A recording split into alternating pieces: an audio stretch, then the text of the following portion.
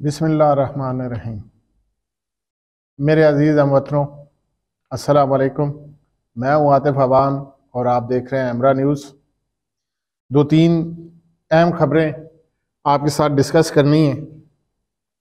सबसे पहले तो मुस्लिम लीग नून ने स्पीकर पंजाब असम्बली का इलेक्शन जो है वो लाहौर हाई कोर्ट में चैलेंज कर दिया, जिसमें नौमुंतखब स्पीकर सब्तान खान समेत दीगर को फरीक बनाया गया है।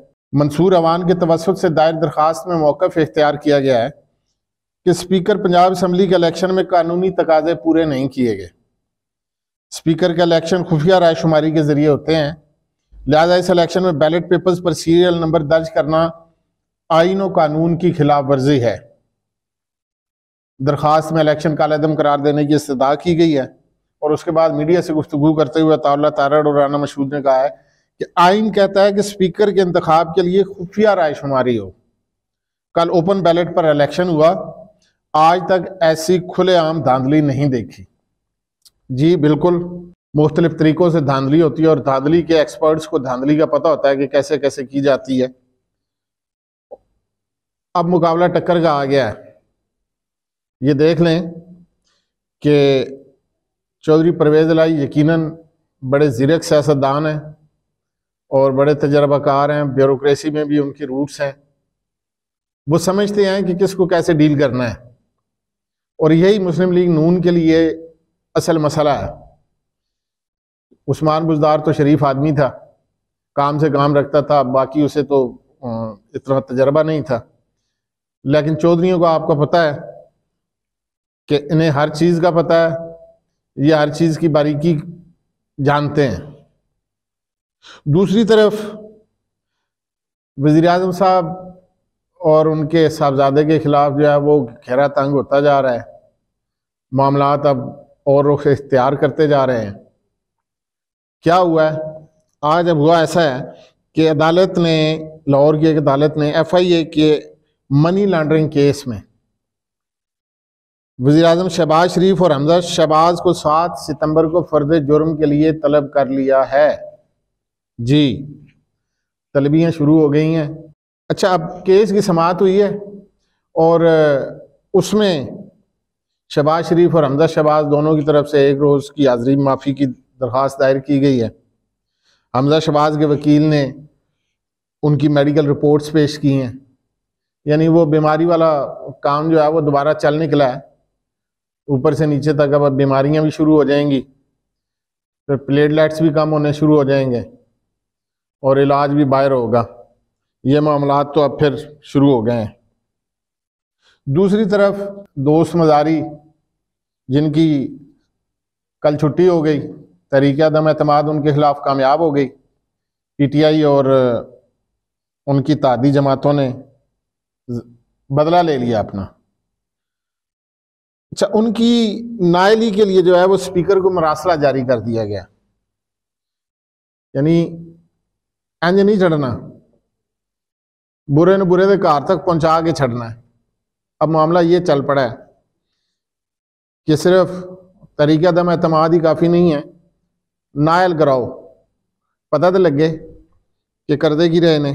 ये जो मरासला है ये MPA शुजात नवाज और मोहम्मद रिजवान ने अजहर सदीक एडवोकेट की वसातत से भिजवाया स्पीकर को, और इसमें मौक़िफ़ इख्तियार किया गया कि दोस्त मज़ारी ने 16 अप्रैल और 22 जुलाई को होने वाले वज़ीर आला के इंतखाब को मतनाज़ा बना दिया। मतनाज़ा तो बनाया है जी, बाकी बिल्कुल इसमें तो कोई दूसरी राय नहीं है कि मामलात जो हैं वो कितने ख़राब सूरत हाल इख्तियार कर गए थे और मुल्क में जो है वो एक बेचैनी की फ़िज़ा पैदा हो गई, आइनी बहरान पैदा हो गया। तो और 16 अप्रैल के हवाले से उसमें कहा गया है कि दोस्त मज़ारी ने पुलिस को असम्बली के अंदर बुलाया और अरकान असम्बली पर तशद्दुद कराया। जो बेसिक वजह है कि इसलिए वो कह रहे हैं कि नायल कराया जाए इन्हें, और उसमें इस्तदा की गई है कि स्पीकर जो हैं वो पंजाब असम्बली वो इनकी नायली के लिए इलेक्शन कमीशन को रेफरेंस भेजें। अब इलेक्शन कमीशन को रेफरेंस जाएगा, उस पर क्या होता है ये तो आने वाले दिनों में पता चलेगा।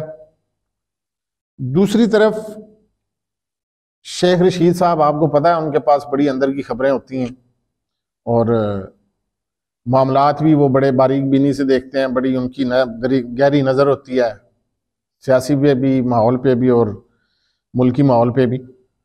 कल उन्होंने बता दिया था तो उन्होंने इन्फॉर्म कर दिया था बाकायदा कि जी अक्टूबर में इलेक्शन होने जा रहे हैं।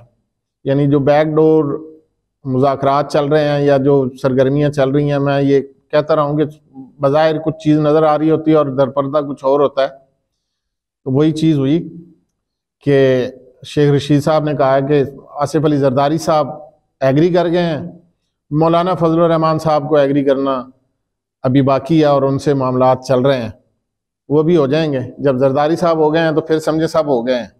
इस वक्त जो मौजूदा माहौल जा रहा है उसमें जरदारी साहब की अहमियत यकीनन बहुत ज़्यादा है, और अगर वो मान गए हैं तो फिर बाकियों को मनाना उनके लिए कोई मुश्किल नहीं है।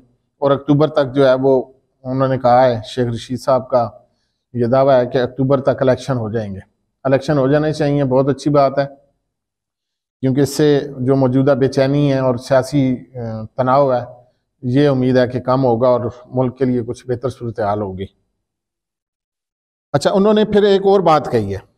उन्होंने कहा जी मुदाखलत नरम हो, गरम हो या सख्त,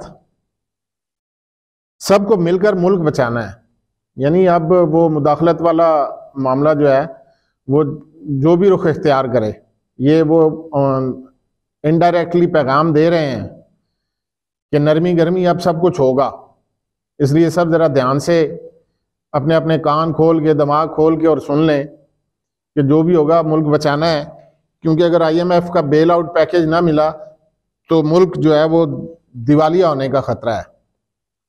और इसीलिए कल जो है वो army chief general Qamar Javed Bajwa ने अमरीकी नायब वज़ीर ख़ारिजा से टेलीफोन पर गुफ्तगू भी की और उनसे इस हवाले से कहा है कि अमेरिका जो है IMF पर दबाव डाले और अपना असर रसूख इस्तेमाल करे और पाकिस्तान को 1.2 अरब डॉलर जो मिलने हैं फंड वो जल्दी दिए जाएं। आप देखें कि मुल्की हालात किस नहज पर पहुंच चुके हैं कि आर्मी चीफ को खुद मुदाखलत करनी पड़ी है या खुद उन्हें इनिशिएटिव लेना पड़ा है कि सियासतदानों की चल नहीं रही, इनकी कोई मान नहीं रहा या इनकी कोई सुन नहीं रहा। क्रेडिबिलिटी अब क्या रह गई है कि आर्मी चीफ को खुद जो है वो नायब वज़ीर ख़ारिजा अमरीकी उनसे गुफ्तगू करनी पड़ी है मुल्क के लिए और मुल्क की सलामती के लिए कि कुछ इमदाद मिल जाए और IMF की तरफ से, ताकि पाकिस्तान के जो हालात हैं वो बेहतर हो सकें।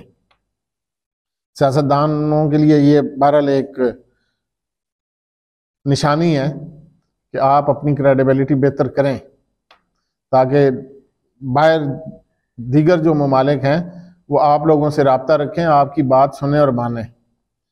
ये ना हो कि तारिक फातमी की तरह जाकर मुज़ाकरात करते रहो और फिर बाद में स्टेट ऑन ही ना कर रही हो, दफ्तर खारजा ऑन ही ना कर रहा हो कि जी हमारी तरफ से तो गया ही नहीं। ये इस किस्म की चीज़ें जो हैं वो हालात ख़राब करती हैं फिर। अच्छा, अब ये सब कुछ तो हो गया, जो सबसे अहम चीज़ है यानी नून लीग इलेक्शन वो जी साडा स्पीकर नहीं बनया, असी चैलेंज करांगे, चले जाओ चैलेंज कर लो। PTI उनका स्पीकर बन गया है, ठीक है जी, हम लोग तो बिल्कुल सही, हक सच की जीत हुई है। देखें अब हो क्या रहा है, इस मुल्क की आवाम के साथ क्या हो रहा है। सोशल मीडिया पे तस्वीर जारी हो रही हैं, इतनी कर्बनाक किस्म की तस्वीर, और अल्लाह माफ़ करे कि ऐसी ऐसी सूरत हाल सामने आ रही है ये सैलाब और बारिशों की वजह से। किसी को कोई फिक्र नहीं है, सारे एक इलेक्शन लड़ेगा, दूसरा अदलिया चला जाएगा, दूसरा फिर आएगा वो इलेक्शन लड़ के वो जीत के आएगा और पहले वाला अदलिया में चला जाएगा। यही खाना पीना शुरू कर दें, बस यही काम आप लोग करें। अवाम का अल्लाह हाफिज़ है, अवाम तो जाए जहन्नुम में। ज़्यादा सख्त अल्फाज इस्तेमाल कर रहा हूँ, लेकिन इनके लिए यही है कि इनके नज़दीक तो अवाम की अहमियत है नहीं। और खुदा के बंदो, ये लड़ाइयाँ बाद में कर लेना, ये मामलात बाद में तय कर लेना। इस वक्त जो आफत आई पड़ी है मुल्क पे सैलाब की सूरत में, उसको तो खुदा का वास्ता है कुछ लोग चले जाओ, कुछ उनकी मदद करो, कुछ उनके लिए अमली इक़दामात भी तो करो। फिर कहते हैं जी अब आईनी हदूद, फिर मुझे वो उसी पे बात पे आना पड़ रहा है कि आईनी हदूद फौज के जवान वहाँ राशन पहुँचा रहे हैं, खाना पहुँचा रहे हैं और इमदादी सरगर्मियाँ कर रहे हैं। सियासतदान अपने अल्लों तल्लों में लगे हुए हैं। क्या बनेगा इस मुल्क का? अल्लाह करे अल्लाह सबको हदायत दे और मामलात बेहतर हों। सियासतदानों को भी आवाम का फिक्र हो। इन्हीं के ज़रिए आप लोग हुकूमत में आते हैं, इन्हीं के टैक्सों के पैसों से अय्याशियाँ होती हैं। खुदा का वास्ता इनका ख्याल करें। इंशाल्लाह फिर किसी भी लाग के साथ हाजिर होंगे। अल्लाह ने के बाद।